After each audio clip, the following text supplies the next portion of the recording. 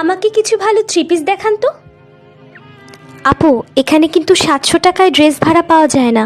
এটা একটা brand shop, আপনাকে টাকা দিয়েই পোশাক কিনে পরতে হবে।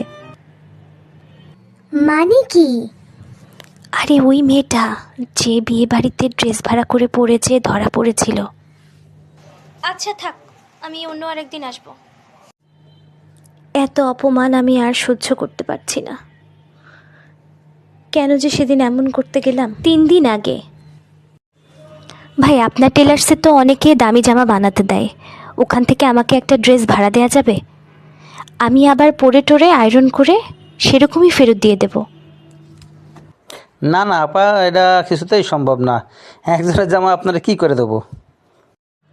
আমি আপনাকে 500 টাকা দিচ্ছি, আমি আজকে পরে সকালেই দিয়ে যাব তো। আচ্ছা আপু ঠিক আছে, আমি একজনেরটা আরেকজনে দেবো, কিন্তু আমার 1000 টাকা দিতেই হবে।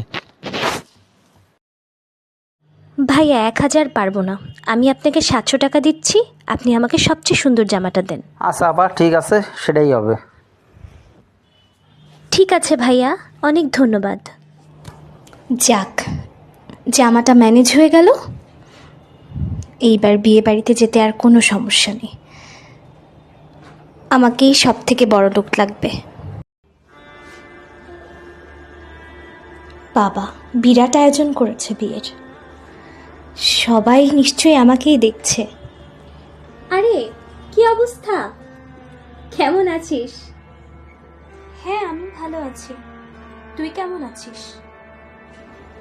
কি ব্যাপার, আমার ডিজাইন করা ড্রেস ও কোথা থেকে পেল? নিশ্চয়ই কোনো ব্যাপার আছে। হ্যাঁ আমি তো ভালোই আছি, তোর ড্রেসটা তো খুব সুন্দর, কোথা থেকে নিয়েছিস? এই ড্রেসটা? হ্যাঁ এই ড্রেসটা তো ব্র্যান্ড শপ থেকে নিয়েছি। ও আচ্ছা আচ্ছা, ব্র্যান্ড শপ থেকে? হ্যাঁ, এত অবাক হওয়ার কি আছে? হ্যালো ভাইয়া, আপনার ওখানে আমি যে আমার নিজের ডিজাইন করা ড্রেস বানাতে দিয়েছিলাম, সেটা আপনি কাকে দিয়েছেন? কই আপু, কাউকে দেইনি তো। ভালোই ভালোই স্বীকার করেন, তাহলে আপনার অবস্থা কিন্তু আমি খারাপ করে দেব। আপনার টেলার্সের সুনামের আমি 12টা বাজিয়ে দেব। আমাকে মাফ করে দিন আপু। তিথি নামের একজন আপু আমার কাছ থেকে 700 টাকা দিয়ে আপনার ডিজাইন করা ড্রেসটা ভাড়া নিয়েছিল। আচ্ছা ঠিক আছে, আপনাকে তো আমি পরে দেখে নিচ্ছি। আপনারা সবাই একটু এদিকে আসুন প্লিজ।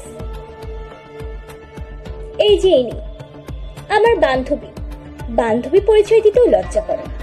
ওর নাম হচ্ছে তিথি, ছোটবেলা থেকেই চাপাবাজ।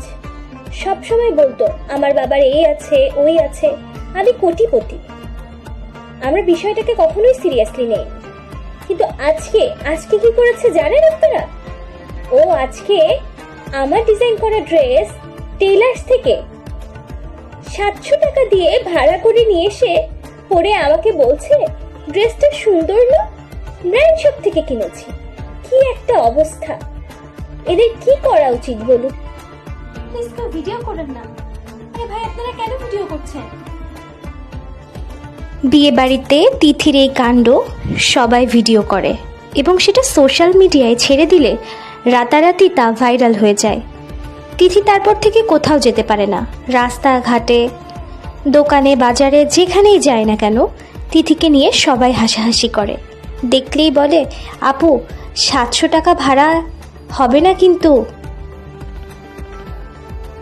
আপা চিন্তা কইরেন না, আমারে 700 টাকা ভাড়া দিয়া লাগবো না, 70 টাকা দিলেই হইব। এই আপনি রিক্সা থামান, আপনার রিক্সায় যাব না।